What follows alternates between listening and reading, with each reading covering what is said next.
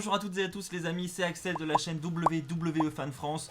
On se retrouve pour la vidéo pronostic de Backlash. Une vidéo un petit peu particulière, j'ai envie de dire, parce qu'on aura un pay-per-view pour la première fois depuis un bon petit moment, un pay-per-view que j'ai envie d'appeler standard entre guillemets. On n'a pas de match cinématographique d'annoncer pour cette carte, donc on devrait avoir un show de catch. Voilà, lambda, peut-être que le Edge Randy Orton sera un petit peu arrangé, peut-être qu'on aura quelques cinématiques durant le match, mais en tout cas c'est prévu que ce soit un simple match de catch. Il a été enregistré à l'avance, mais en tout cas ça devrait être un match de catch standard. Donc hâte de voir ce pay-per-view et hâte de partager mes pronostics avec vous. Je vous propose de commencer dès maintenant avec le premier match, c'est parti.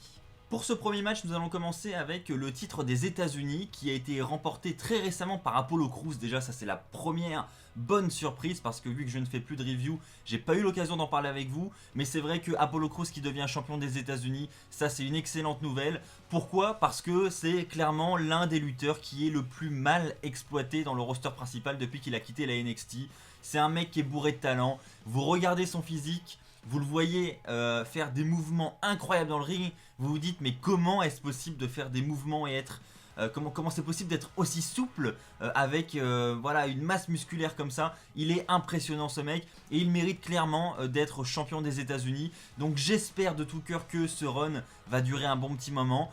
Là il va affronter Andrade, donc rematch pour le titre des États-Unis. Je pense honnêtement qu'il va conserver le titre et je l'espère parce que si Andrade reprend le titre, bon c'est pas une mauvaise chose en soi, j'aime bien Andrade aussi, mais j'ai envie de laisser une chance à Apollo Crews de prouver qu'il mérite d'être dans ce mid-card et de détenir cette ceinture des États-Unis. Je suis persuadé qu'il peut nous offrir un bon run en tant que champion des États-Unis. Malheureusement, ce qui va lui manquer un petit peu à Apollo Crews, c'est qu'il a tout ce qu'il faut dans le ring, mais d'un point de vue charisme, c'est un peu plus compliqué. Voilà, on a un peu l'image du mec qui est tout le temps en train de sourire et c'est vrai qu'il dégage pas grand chose.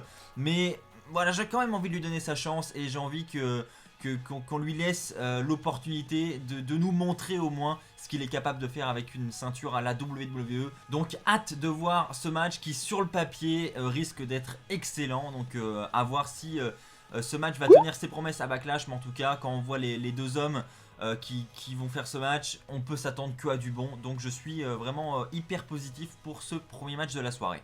Nous allons maintenant parler d'un match qui fait un petit peu jaser sur les réseaux sociaux. Ça s'est déroulé la semaine dernière à SmackDown et c'est là quand je me suis réveillé le samedi matin et que je suis allé sur les réseaux. Voilà, j'ai vu que Sasha Banks et Bayley, surtout Bayley, c'était un petit peu compliqué pour elle sur ses réseaux. En fait, voilà, beaucoup de fans reprochent à Bayley et Sasha Banks d'avoir remporté les titres par équipe féminin. Enfin, ils ne reprochent pas directement à Bayley et Sasha Banks évidemment, mais ils reprochent aux officiels d'avoir donné ces titres à Bayley et Sasha Banks parce qu'en fait, tout le monde attend la séparation et la future rivalité entre Bayley et Sasha Banks. Mais cette rivalité se fait attendre et elle n'arrive pas. Ce qui fait que les officiels jouent avec ça. Et là, ils continuent à nous proposer des matchs par équipe avec Bayley et Sasha Banks. Et maintenant, elles sont championnes par équipe ensemble. Donc, on en vient à se demander, est-ce que c'est vraiment pour tout de suite cette rivalité entre les deux? Est-ce qu'elle va finir par arriver? Mais honnêtement, je pense que c'est l'objectif de la WWE. Ils veulent clairement essayer de brouiller un petit peu les pistes et nous faire croire qu'ils vont partir dans un nouveau run de championne par équipe et que voilà, la trahison va pas arriver pour tout de suite. Et je pense qu'elle va arriver là où on s'y attendra le moins. Peut-être même que cette trahison va arriver durant ce règne de championne par équipe. Peut-être que Sasha Banks va se retourner contre Bayley alors qu'elles sont championnes. Et là, ça pourrait être très surprenant. Quoi qu'il en soit, en ce qui me concerne, moi je suis pas contre cette décision. Évidemment, moi ce qui m'embête, c'est plus pour Alexa Bliss, Nikki Cross. J'aurais bien aimé qu'elles aient un règne un petit peu plus long. Enfin voilà, que ça dure un petit peu plus longtemps. Mais là, que Bayley et Sasha Banks soient championnes, ça me dérange pas sur le principe parce que honnêtement, je pense que ça va pas durer longtemps. Je pense que ça va être un petit règne de transition pour nous amener justement vers cette rivalité que tout le monde attend. Donc voilà, si c'est un passage obligatoire entre guillemets, on fait avec et puis on n'a plus qu'à attendre que Bayley et Sasha Banks perdent ses ceintures. On sait que voilà aussi le titre féminin du côté de Bayley, il y en a beaucoup qui commencent à en avoir marre. Ça dure depuis très longtemps et les gens ont envie de passer à autre chose tout simplement. Je pense que ça va pas tarder à arriver et tout simplement on n'a pas de challenger pour Bayley actuellement. C'est Sasha Banks, ils sont en train de préparer Sasha Banks, c'est une certitude. Donc à mon avis, d'ici SummerSlam, je pense qu'il prépare le terrain petit à petit pour SummerSlam. D'ici SummerSlam, on aura Sasha Banks contre Bayley pour le titre féminin de SmackDown, ne vous inquiétez pas. Donc voilà, je pense qu'il faut prendre son mal en patience. Et en ce qui concerne ce match de Backlash, eh bien on a Bayley et Sasha Banks contre Alexa Bliss et Nikki Cross, les anciennes championnes, et les Iconics. Alors honnêtement, les Iconics, je les mets un petit peu de côté, hein. Je pense qu'il y a peu de chances qu'elles remportent les titres. Et voilà, je sais pas, est-ce que la trahison va arriver dès maintenant, dès ce match entre Bayley et Sasha Banks, ou est-ce que voilà, elles vont conserver et elles vont, les officiels vont attendre encore un petit peu avant d'amener cette trahison. Franchement, là, le doute est vraiment présent et donc du coup, c'est vraiment bien joué de leur part, moi je trouve. Je vais dire que Bayley et Sasha Banks vont conserver. Je pense que ça va durer encore un petit moment. Je pense qu'ils vont vouloir continuer à installer le doute chez les fans. Et que voilà, Bayley, Sasha Banks vont rester championnes encore quelques semaines. Hein. Je ne sais même pas s'il y a un autre pay-per-view avant SummerSlam. Il me semble que oui. Parce que SummerSlam, c'est pour l'instant, on n'a pas la date d'ailleurs de SummerSlam. Ça devait avoir lieu fin août.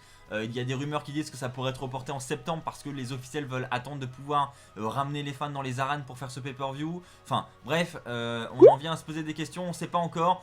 Donc je pense qu'ils vont encore vouloir faire traîner ça un petit peu. Donc je vais dire Bayley, Sasha Banks pour ce match. Mais sinon sur le papier, ça risque d'être un match plutôt sympa à regarder.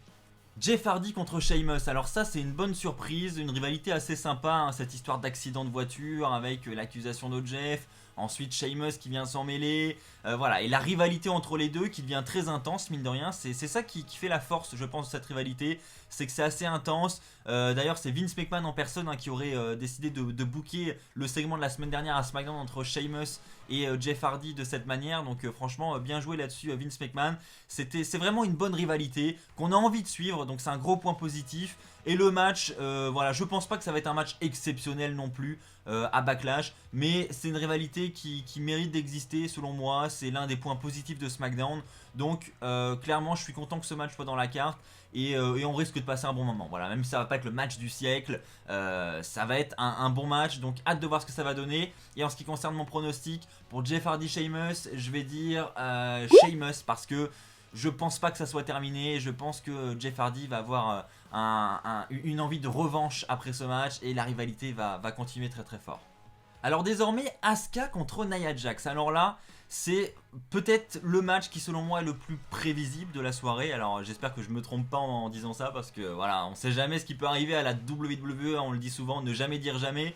Donc voilà, faut pas que je parle trop vite non plus, mais c'est vrai que avec ce qui s'est passé la semaine dernière à Raw, avec la présence de Charlotte Flair qui est clairement venue défier Asuka à Raw alors qu'elle venait de perdre le titre de la NXT. J'en ai parlé lors du récent épisode de WWE News. C'est vrai que beaucoup de fans sont frustrés face à cette surexposition de Charlotte et on peut le comprendre clairement. Mais là, clairement on nous tease une rivalité Asuka-Charlotte et voilà, donc je vois pas comment on peut passer à côté. Là, Nia Jax, c'est vraiment la challengeuse de transition par excellence. Et puis Nia Jax, on peut pas dire non plus qu'elle soit dans son meilleur moment en ce moment hein, à la WWE. Voilà, elle a fait des erreurs de parcours on va dire. Et c'est vrai que les fans se sont un petit peu acharnés sur elle sur les réseaux. Et voilà, il est dit que même du côté des backstage, c'est un peu compliqué. Et donc je doute que suite à ça, ils prennent la décision de lui donner le titre. Voilà, il y a encore quelques semaines, je pensais que voilà, ils allaient pouvoir jouer avec ça. Mais là aujourd'hui, ça me semble quand même compliqué. Et je pense qu'ils vont essayer au contraire de mettre ça un petit peu de côté, de faire oublier ça aux fans. Et donc je pense que ça va passer par une victoire de Asuka. Et j'ai envie honnêtement que ce soit Asuka qui remporte ce match. Et voilà, rivalité Charlotte Flair Asuka, certes c'est du déjà vu, certes c'est du Charlotte, encore du Charlotte. Mais voilà, le match, on va pas se mentir, du Asuka Charlotte, c'est du très très bon. Mais je comprends et j'entends totalement que la surexposition de Charlotte peuvent en gaver énormément. Mais malheureusement, je pense qu'on passera pas à côté. Donc en ce qui concerne ce match, moi je vais pronostiquer Asuka.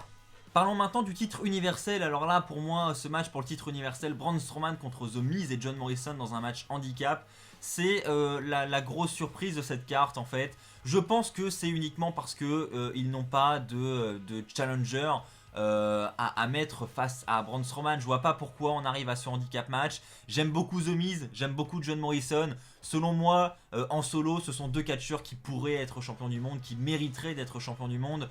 Mais là ils sont en équipe, voilà, ils forment encore une équipe, ils sont encore dans cette division par équipe et ils sont dans un match handicap, donc je vois mal l'un ou l'autre remporter ce titre universel.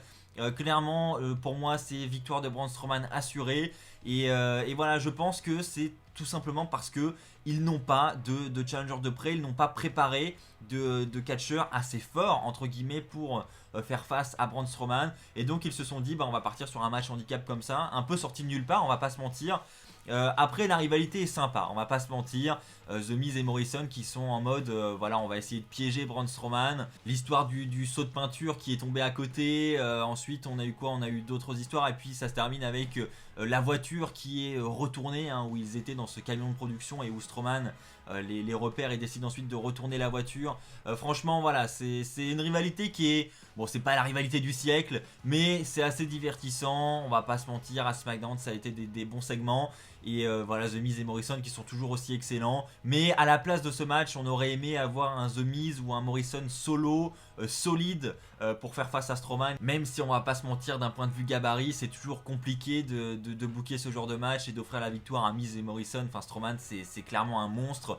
Donc il va falloir trouver quelqu'un qui est vraiment solide et qui peut s'emparer de cette ceinture face à Braun Strowman. Et ça ne va pas être quelque chose de très simple. Qui sera capable de reprendre cette ceinture universelle à Braun Strowman? Honnêtement, en ce qui me concerne, j'ai pas plus d'idées que ça. Donc si vous avez une idée, n'hésitez pas à la donner dans les commentaires. On va voir un petit peu les tendances qui se dégagent. Parlons maintenant du titre de la WWE avec notre champion depuis WrestleMania. Il a battu Brock Lesnar, c'est Drew McIntyre et il va affronter Bobby Lashley à Backlash pour le titre de la WWE. Honnêtement, sur le papier, je vais pas vous mentir, moi c'est pas un match qui m'attire de fou, quoi. Honnêtement, je suis pas en mode je vais voir le meilleur match de ma vie, loin de là. Je vais le regarder, mais ça va pas être le match, je pense, qui va vraiment nous épater dans cette carte. Maintenant, voilà, j'ai envie de voir Drew McIntyre conserver ce titre. Et voilà, j'aime bien Bobby Lashley, c'est pas le problème, mais voilà, il est dans une bonne période lui aussi, Drew McIntyre, et il faut qu'il conserve cette ceinture, qu'il nous montre qu'il est capable de nous offrir un grand règne de champion de la WWE. Il est d'ailleurs dit qu'en backstage, hein, son règne plaît beaucoup, les gens ont vraiment confiance en lui. Et donc ça c'est vraiment un point positif pour lui. Donc j'espère que ça va passer pour une victoire. Et comme je viens de vous le dire, voilà, en ce qui concerne la rivalité, j'ai pas trouvé ça folichon non plus. En ce qui concerne le match, je m'attends pas non plus à quelque chose d'énorme. Donc je vais le regarder. Mais voilà, victoire de Drew McIntyre et dans un match qui je pense sera sans plus. Et enfin on arrive à ce main event de la soirée, le plus grand match de catch de l'histoire, Edge contre Randy Orton. J'en ai déjà un petit peu parlé lors de ma dernière vidéo, mais c'est vrai que Edge contre Randy Orton, dans un match que tu annonces à l'avance sans l'avoir réalisé comme le plus grand match de catch de l'histoire, mettez-vous une seconde à la place de Edge et Randy Orton, ça doit être un enfer, c'est une pression de malade. Alors je ne sais pas si ils veulent vraiment tourner ce match comme étant réellement le plus grand match de catch de l'histoire, ou est-ce que c'est simplement un gros troll et ça sera un match de 10, 15, 20 secondes, un squash et où clairement on se sera foutu de notre gueule pendant des semaines. C'est pas impossible non plus, donc je sais pas trop quoi en penser. Je trouve ça super audacieux comme choix de la part de la WWE, parce que voilà, des grands matchs de catch dans l'histoire, il y en a eu plein. Et ils sont assez rares, mine de rien. Voilà, je dis qu'il y en a plein, mais on n'en a pas non plus tous les 4 matins. C'est des matchs qui ont lieu occasionnellement. On en a peut-être un par an. Enfin voilà, c'est assez rare. Donc, je parle en tout cas à la WWE. Donc voilà, déjà se dire, voilà, ce match-là que vous allez regarder, ça va être le plus grand match de catch de l'histoire. C'est un pari très risqué. Voilà, ils peuvent avoir un retour de bâton monumental sur les réseaux sociaux à la suite de Backlash. Donc très risqué, mais voilà, je suis curieux. Je pense qu'on est tous curieux du coup de voir ce que va donner ce match. Et peut-être que c'est l'objectif de la WWE, c'est que malgré que ce soit Performance Center, malgré qu'il n'y ait pas de fans dans l'arène, donner l'envie aux gens d'aller venir voir par curiosité ce match. Peut-être que c'est simplement un plan de communication et peut-être que ça a parfaitement fonctionné. Donc en ce qui concerne le match, moi je vais dire que ça va être un match que je vais appeler classique, hein. Je pense pas que ça va être un squash, je pense qu'ils vont vraiment essayer de construire quelque chose de solide. Mais bon, je pense que j'aime beaucoup Edge Randy Orton, mais je m'attends pas non plus au plus grand match de catch de l'histoire, hein. Ça me paraît être trop risqué, et ça me paraît être des mots un petit peu trop gros. Voilà, je pense que ça va être un bon match, voire un très bon match, mais de là à appeler ça le meilleur match de catch de tous les temps, non, je pense pas. Je vais pronostiquer une victoire de Randy Orton pour ce combat, voilà, parce que je me dis, est-ce que c'est vraiment la fin de cette rivalité? Est-ce que ça va se conclure là-dessus? Je suis pas sûr. Et puis victoire de Edge à WrestleMania, voilà, pour équilibrer la balance, je veux dire victoire de Randy Orton.